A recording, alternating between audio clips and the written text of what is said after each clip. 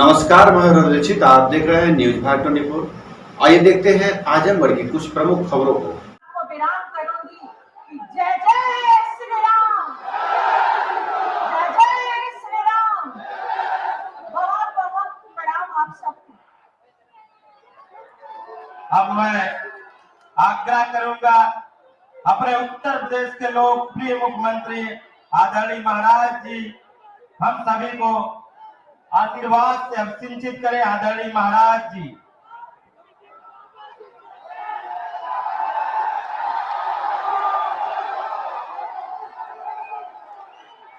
भारत माता की, भारत माता की, भारत माता की, वंदे वंदे वंदे। मंच पर उपस्थित भारतीय जनता पार्टी के क्षेत्रीय अध्यक्ष श्री सहजानंद राय जी, माननीय सांसद श्रीमती संगीता आजाद जी, पूर्वांचल विकास बोर्ड के उपाध्यक्ष श्री नरेंद्र सिंह जी, माननीय विधायकगण श्री रामविलास चौहान जी, सदस्य विधान परिषद श्री राम सूरत राजभर जी, पूर्व विधायक आजाद अरिमर्दन जी, पूर्व प्रत्याशी फूलपुर पवई श्री अजय नरेश यादव जी, श्री कन्हैया लाल निषाद जी, पूर्व विधायक श्री अरुणकांत यादव जी, भारतीय जनता पार्टी के जिला के अध्यक्ष श्री सूरज प्रकाश श्रीवास्तव जी, जिला प्रभारी डॉक्टर मनोहर राजभर जी, लोकसभा के प्रभारी श्री घनश्याम पटेल जी, संयोजक विनोद राय जी और हमारी लोकप्रिय प्रत्याशी पूर्व सांसद श्रीमती नीलम सोनकर जी, भारी संख्या में उपस्थित लालगंज संसदीय क्षेत्र से जुड़े हुए मेरे सभी उपस्थित बहनों और भाइयों, इस पावन धरा को जिसने ऋषि मुनियों, स्वाधीनता सेनानियों और अनेक महापुरुषों को जन्म दिया है, इस पावन धरा को कोटि कोटि नमन करते हुए मैं आप सबका हृदय से अभिनंदन करता हूं, स्वागत करता हूं। बहनों और भाइयों, अभी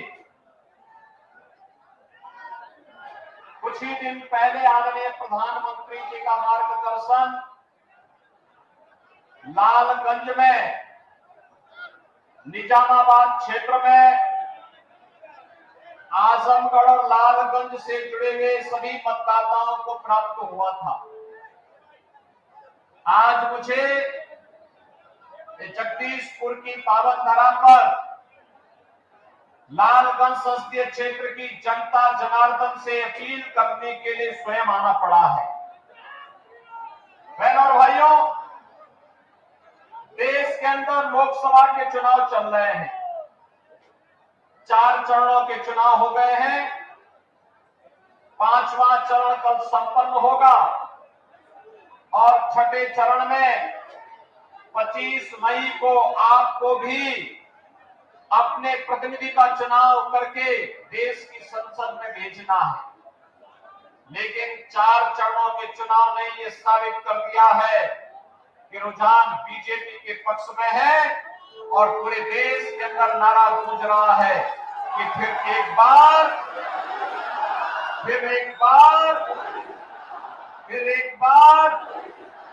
और अब की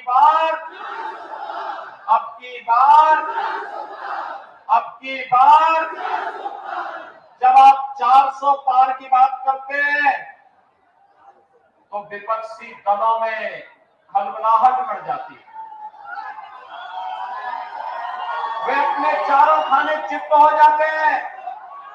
उनको लगता है कि उनके सारे षड्यंत्र विफल हो गए। और बहनों भाइयों, जनता जनार्दन की अदालत में षड्यंत्र तो विफल होते ही है, क्योंकि कांग्रेस समाजवादी पार्टी इन लोगों का पूरा तंत्र जिस प्रकार के भ्रष्टाचार में लिप्त था, जिस प्रकार की अराजकता में लिप्त था, जिस प्रकार की अव्यवस्था करने में लिप्त था, जिस प्रकार की अराजकता इन्होंने फैलाई थी, जिससे इन्होंने देश की सुरक्षा में सेंध लगाया था और आजमगढ़ जनपद वासियों के सामने तो पहचान का ही संकट खड़ा कर दिया था। बहनों और भाइयों, आज मुझे कहने में कोई संकोच नहीं कि देश के अंदर मोदी जी के नेतृत्व में आज एक नए भारत का दर्शन हो रहा है। ये नया भारत विकास भी करा रहा है और विरासत का सम्मान भी कर रहा है। देश के दुनिया के अंदर भारत का सम्मान भी बढ़ा रहा है, भारत की सुरक्षा को पुख्ता भी कर रहा है। आज आप दुनिया में कहीं जाएंगे, लोग आपको सम्मान देंगे, लेकिन 14 के पहले ये स्थिति नहीं थी। 14 के पहले कांग्रेस और समाजवादी पार्टी का एक गठबंधन भारतवासियों के सामने पहचान का संकट खड़ा कर दिया था। 2014 के पहले देश के अंदर सुरक्षा की स्थिति अत्यंत खराब थी। 2014 के पहले आतंकी वारदातें होती थी, कभी अयोध्या में राम जन्मभूमि पर हमला, कभी काशी के संकट मोचन पर हमला, कभी अयोध्या, वाराणसी और लखनऊ की कचहरियों पर हमला, कभी सीआरपीएफ कैंप रामपुर पर आतंकी हमला। बहनों भाइयों, जब भी हम लोग संसद में इस मुद्दे को उठाते थे कि भैया आतंकवादी घटनाओं को रोको, और कांग्रेस के लोग और समाजवादी पार्टी के लोग कहते थे कि आतंकवादी तो सीमा पार के हैं। हम आश्चर्य होता था, सरकार अपने को अक्सर पा रही थी। हम लोग बोलते थे कि भाई हमारे पास इतनी तैयारी कैसे, हम आतंकवाद का मुकाबला ठीक ढंग से नहीं कर पा रहे हैं, निर्दोष लोग मारे जा रहे हैं, देश के अंदर अराजकता की स्थिति पैदा हो रही है, भय का माहौल है। कांग्रेस के लोग चुप हो जाते थे। बहनों और भाइयों, 10 वर्ष में आपने देखा होगा आतंकी वारदात बंद, नक्सलवाद बंद, और अब तो पटाखा भी जोर से फट जाए ना तो पाकिस्तान पहले सफाई देता, कहता सर मेरा हाथ लोग इसे मालूम है ये नया भारत है, छेड़ता नहीं, लेकिन कोई छेड़ता तो उसको छोड़ता भी नहीं है। उसे मालूम है ये नया भारत है। नया भारत अगर रामलला को अयोध्या में विराजमान करता है तो आतंकवादी और माफियाओं की राम नाम सत्य है की यात्रा भी निकालने में विश्वास करता है। और इसीलिए अब पाकिस्तान जो पहले भारत के अंदर आतंकी घटना को अंजाम देता था, आज वो अपने देश को ही नहीं बचा पा रहा है। देखो आज अधिकृत कश्मीर में लगातार आंदोलन चल रहे हैं, अव्यवस्था फैली हुई है, आगजनी हो रही है, लूटपाट हो रही है। और बहनों भाइयों, तीसरा कार्यकाल मोदी जी को दीजिए, पाक अधिकृत कश्मीर भी भारत का हिस्सा होगा। इसके लिए दम चाहिए, दम, मजबूत सरकार चाहिए, मजबूर नहीं। कांग्रेस के समय में विकास कार्य ठप पड़े थे। आप रोज अखबार उठाते थे सुबह सुबह तो उसकी शुरुआत होती थी एक नए घोटाले से, और सायकाल होते होते कोई आतंकी वारदात का समाचार आ जाता था। आज बहनों भाइयों, आतंकी वारदात समाप्त, घोटाले समाप्त, बड़े बड़े कार्य हो रहे हैं, हाईवे बन रहे हैं, रेलवे की कनेक्टिविटी बढ़ रही है, मेट्रो आ रही है, एयरपोर्ट बन रहे हैं, विश्वविद्यालय बन रहे हैं, और मेडिकल कॉलेज भी बन रहे हैं, हर घर नल की योजना भी लागू हो रही है। समाजवादी पार्टी की सरकार में खाद्यान्न घोटाला होता था, आज बहनों भाइयों खाद्यान्न घोटाला नहीं, 80 करोड़ लोगों को फ्री में में राशन की सुविधा का लाभ प्राप्त हो रहा है। उनके समय में गरीब चिकित्सा के भाव में दम तोड़ता था। आज 60 करोड़ लोगों को देश के अंदर 5 लाख का आयुष्मान की सुविधा प्राप्त है। और उत्तर प्रदेश में तो हमने व्यवस्था की है, अगर कोई गरीब आयुष्मान का कार्ड नहीं प्राप्त कर पाया है, नहीं बन पाया है, स्वीकृत नहीं हो पाया है, कोई परिवार में बीमार है, हम कहते हैं कोई विधायक, पूर्व विधायक, सांसद, पूर्व सांसद, कोई पदाधिकारी, इनमें से कोई नहीं मिल पा रहा है, उसने भी अपना पत्र भेजें, हम पैसा सीधे उसके खाते में भेज के कहते हैं जाओ चार्ज कराओ, सरकार आपके साथ खड़ी है। बहनों और भाइयों, 12 करोड़ किसानों को किसान सम्मान निधि, 12 करोड़ घरों में शौचालय का निर्माण, 10 करोड़ घरों को उज्ज्वला योजना का कनेक्शन, और हम लोगों ने यूपी केंद्र को व्यवस्था की है हर होली और दीपावली को एक भरा हुआ सिलेंडर इन परिवारों को उपलब्ध करवाते हैं कि भाई जाओ पर्व और त्योहार शांतिपूर्ण ढंग से मनाओ।